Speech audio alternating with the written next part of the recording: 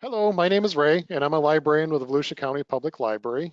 During October through February 28th of 2022, the Volusia County Public Library is offering anti-racism kits to our patrons of all ages. Each kit will feature a selected title, along with materials that will aid in having difficult conversations around this topic.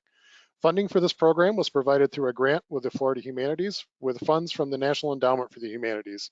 Any views, findings, conclusions, or recommendations expressed in this program do not necessarily represent those of the Florida Humanities or the National Endowment for the Humanities. And so today we have Natalie Smith-Wells with the Daytona Beach Housing Authority. Natalie, did you want to introduce yourself a little bit to our guests? Well, sure. Thank you for the opportunity. And yes, I'm Natalie Smith-Wells, and I am the COO here at the Housing Authority. I've been here at the Daytona Beach Housing Authority a little bit over 2 years. So thank you for having us here today. Yeah, so you're the COO. What does your job entail there at Daytona Beach Housing Authority? Oh my goodness. So you don't have enough time. And so really it's been very shifty and has had a lot of transition in it. We've recently had a transition in our CEO position. So honestly, for the last 4 months, I've been operating as the interim. And so needless to say, when the interim duties come on, that doesn't remove the other duties that you have. And so really, I could kind of almost go all over our organizational chart right now to talk about the different areas that I may have had to kind of help to oversee or supervise. Some of the big things, though, that were in line for me originally as a COO, to be honest, was to look for other opportunities to bring funding into the Housing Authority, especially funding in regards to grants. That's kind of my specialty is grant writing. That's one of the big things. We have several different areas in the agency where we have grants and or contracts to be able to serve the additional needs. So one of the things, of course, our focus is to be able to provide safe and sanitary housing to low income residents. However, there's an and to also provide self-sufficiency opportunities and programs. And so because of that, there's not always funding coming down for those things. So that's kind of been a target for mine. And then some of the other high level things is, of course, like our 5-year planning. When it comes to our annual plans that have to go up to HUD, looking at our different, what I call our Bibles, that you got to look at your administrative plans and your ACOPs to make sure those are always updated and up to par. And then we're right in the middle of some huge, huge development opportunities. And so I've played a role in being a part of that development team as well. So really, there's a huge gamut of things, but the big thing is to make sure that the agency is functioning and moving in the right direction. Sure. What's your background then? Oh gosh. So I think so many people have this. They're like, this is what I got my degree in. This is what I was doing. That has nothing to do with probably Right. what you're doing Sure. now. So, my background honestly was criminal justice, to be honest with you. Criminal justice and psychology is what I got my degrees in. I ended up going into college coaching and teaching at the college level. Did that for 15 years. And then when I transitioned out of coaching, I moved into a program called Youth Build.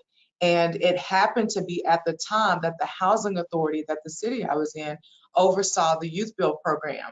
So that's where the connector came. And so Youth Build is basically another HUD-funded program that services 16 to 24-year-old students that may have been high school dropouts. And in the process of them getting their GED or high school diploma, they also build houses. And so that's where the youth are building. And so my segue coming out of coaching, I was really good with recruiting, really good with working with that age group and understanding teamwork. And so being able to do that and see them be able to build low, really just awesome homes, but then also very low or affordable homes in regards to those that could get into those homes and home ownership. And then just over time, Ray, what ended up happening is I went from youth build to that program really getting lifted up to then kind of being pulled over into resident services in the housing authority to then more of a business manager. Then the development piece started coming. And before I knew it, I was moving to Daytona Beach to do some of this stuff. And during the pandemic, at the very beginning of the pandemic in 2020, that's when I transitioned over to the COO role, excuse me. So it was working with youth and kind of that coaching role that kind of made that transition into the public housing for you. It did. And honestly, it's because as a coach, especially at the universities that I coach at, we weren't high in regards to scholarships. So I worked with a lot of young people that were kind of those that maybe didn't get the big scholarship or were on the screen. I've always been the underdog type of person. So I look for that person that maybe didn't get first or second, but they got fourth that somebody didn't see. And I think it's very relevant to the population that I work with now that, have experiences, may not be one or two, but don't sleep on them because those are the ones that, they can come back and bite you. Interesting. So could you give us a little bit of the background of the history of Daytona Beach Housing Authority? Absolutely. So the housing authority here, we're coming up on 80, I think our 85th anniversary. We're coming up on that within the next 2 years. And so the housing authority has been kind of one of those key stakeholders here in the city of Daytona Beach for many, many years. And so with that, we are here located right kind of in the heart of Daytona Beach, off of Ridgewood. And so, we always tell people, look for the big Channel 2 sign, because that is where we are located. And so we're here again, ultimately to serve as really kind of that middle ground and that facilitator to make sure that the residents of this area have an opportunity for housing. We know that all of us are literally in a housing crisis. It doesn't matter what state you live in, what city you live in, there's a housing crisis. And so the Housing Authority has tried to be and continue to be a beacon of light for that. But we also understand that it comes with a lot. It really, really does. And so we try to make sure that we are giving opportunities to have safe and affordable housing, but as I shared earlier, but to also provide other services. So we have some programs too that are able to serve other needs like GED or, occupational vocational training, job readiness. And so that's really kind of the core of what we do outside of our main and primary focus, which is housing. So maybe we could go in a little more depth with some of those secondary things because the title gives it away, housing authority. Everybody thinks that it's, some, the apartments or some of the duplexes or individual standalone sites. But what are some of the other things that you guys do in the community? I think it's really good to even what you just said, having an understanding of the housing authority. The housing authority is multifaceted. And it's really cool. And it is a standalone. Our name is the Housing Authority of the City of Daytona Beach, but we are not directly connected with the City of Daytona Beach. The City of Daytona Beach, the mayor actually appoints our Board of Commissioners. Our board is a board that consists of 5. And then, of course, the commission votes on those board members. But other than that, the Housing Authority really is a standalone. And so with that, yes, housing is our primary mission. We have 2 programs, and those 2 programs are public housing and Section 8 or Housing Choice Voucher program. So sometimes people may not see that those are 2 different programs that operate differently, and they're a different funding platform. Then that third focus is more of that resident services side. So an example I'll give is right now we have a contract with Career Source of Flagler and Volusia County, and which is really cool because that contract allows us to facilitate a youth program, like I said, to serve those that are 16 to 24-year-olds that are high school dropouts, and they don't have to be a part of our public housing or Section 8 clientele. So that can be anybody in the county that can come here and get those services. And so that gives us that opportunity to really, really push other areas because ultimately housing is a huge part, but we really are interested in the people that live in that housing as well. Mhm. So, and that's the project lead that you're referring to? Is that the, It's called the LEAD Center. It's the Learn to ah, Earn Development Center. That is the name of it, and it falls under Career Source. and so could you talk a little bit about what that entails?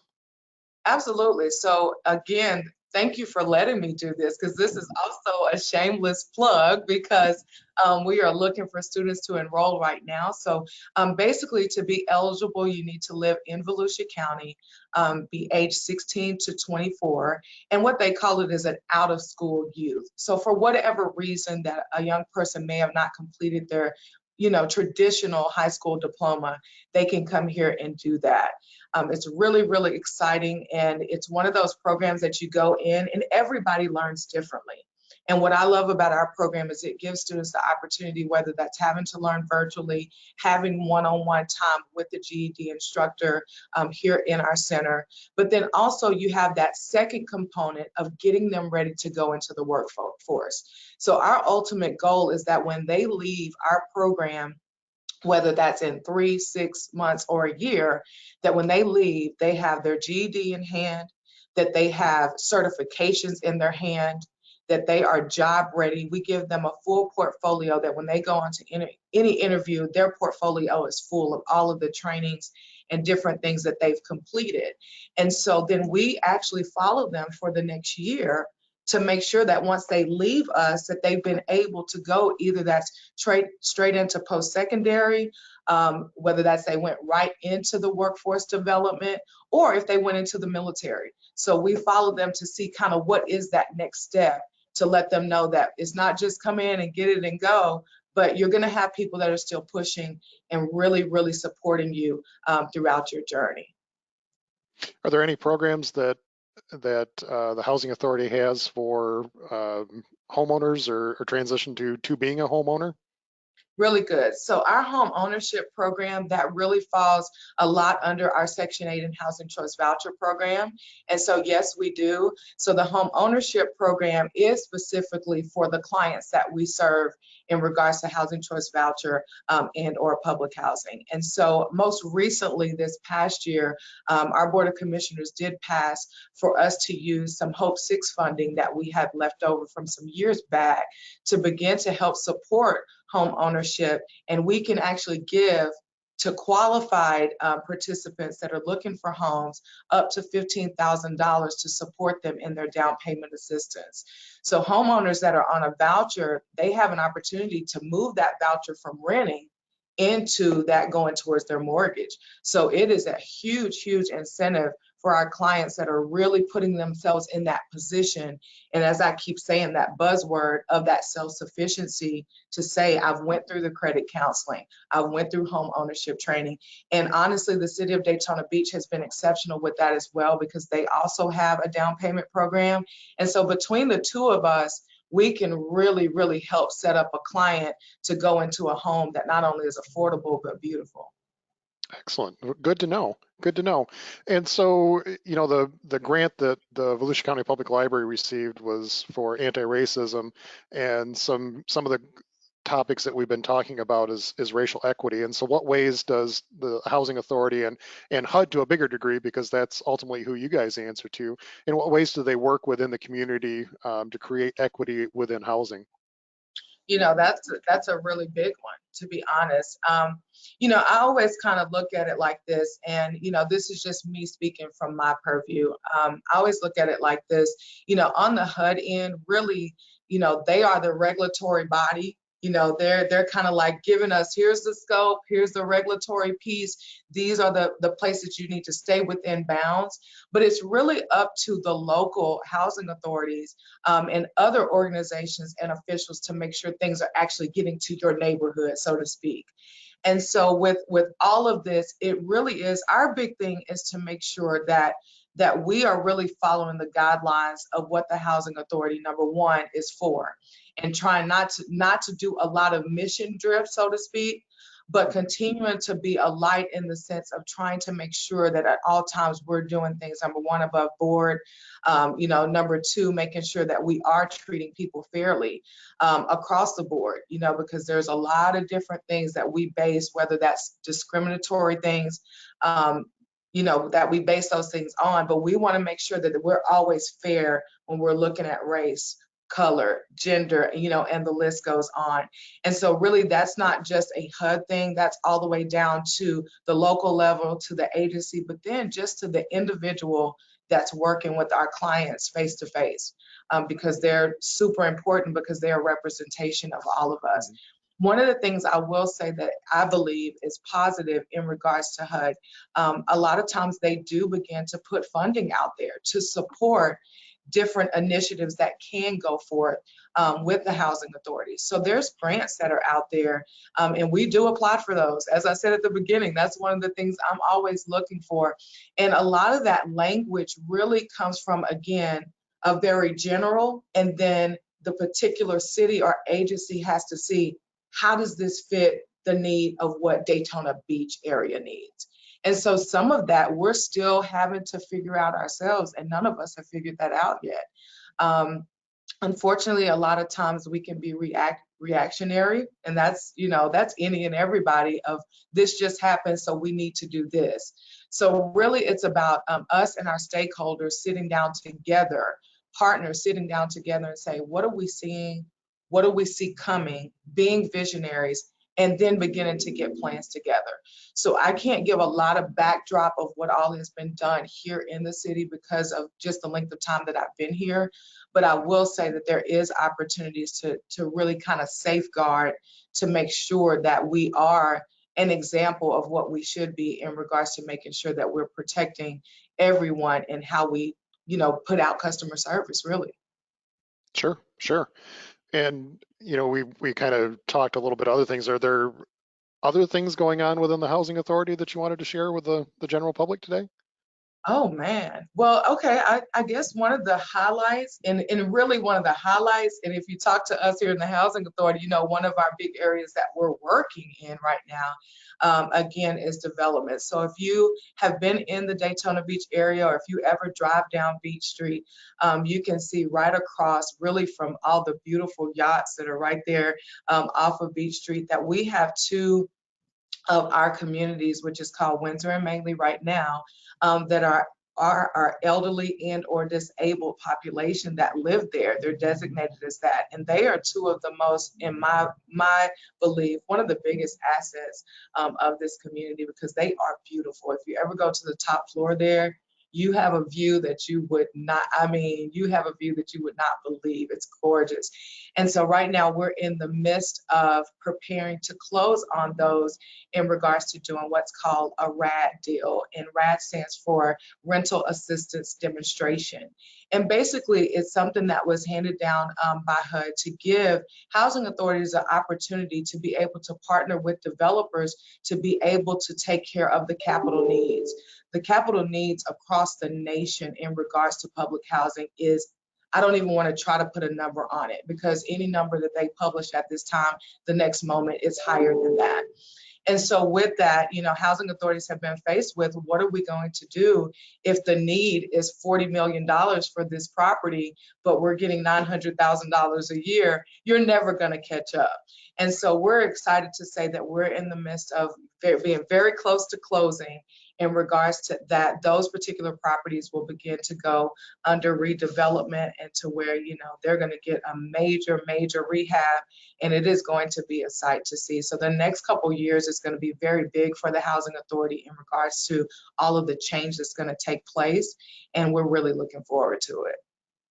Well, it's interesting you say that those residents primarily are elderly and physically disabled, and I think that's something that maybe you could talk a little bit about your clientele in general. I don't think people generally think about that.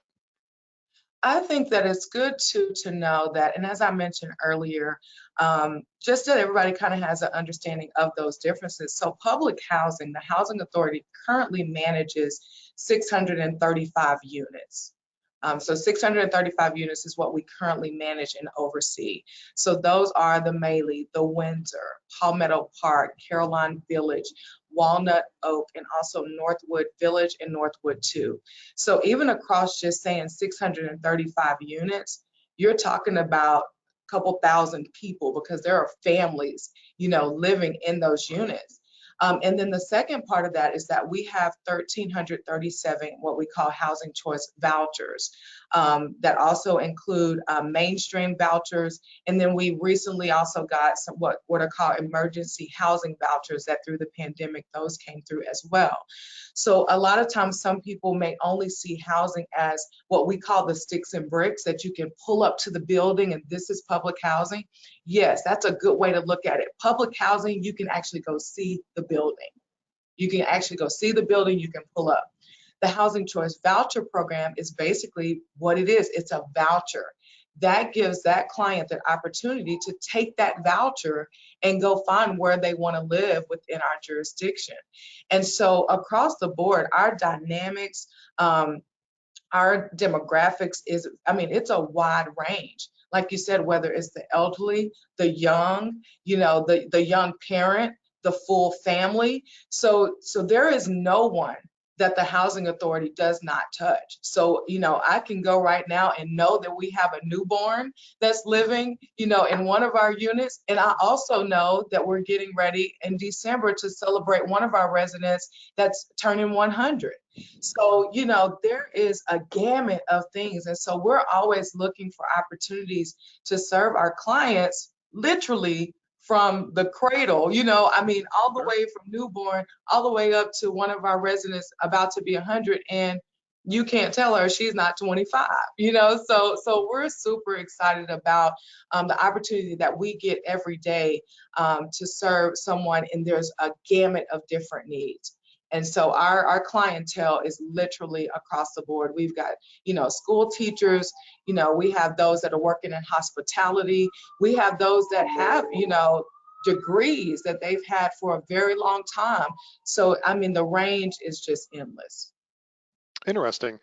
And one of the ways that we've been closing out these interviews, we always ask the person that we're interviewing what book or books influenced them. So what Oh, book man. has influenced you, or a couple titles that you wanted to share with people? Well, I almost feel pressured. I feel stressed because I have a librarian ask me about what books I have read or are reading, but I just have to be almost very general in this one. I am a big leadership, purpose. I think that's the coach in me, Mhm. driven person. So, you know, when we talk about people or authors like a Miles Monroe or, you know, a John Maxwell, that's me all day. If you go into my library, you're going to see that. You're going to look for the habits or the different things you need to follow, or even talking about kingdom and purpose and why am I here? What's my why? I'm really, really big on that. And I think, again, I think that ties back into the coach in me, that I'm a firm believer that all of us have a responsibility to be to somebody else what we may have needed at one time.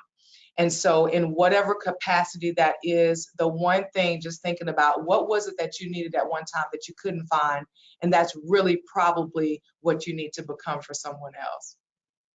Well, Natalie, thank you so much for sharing your time today. Thank you for having us.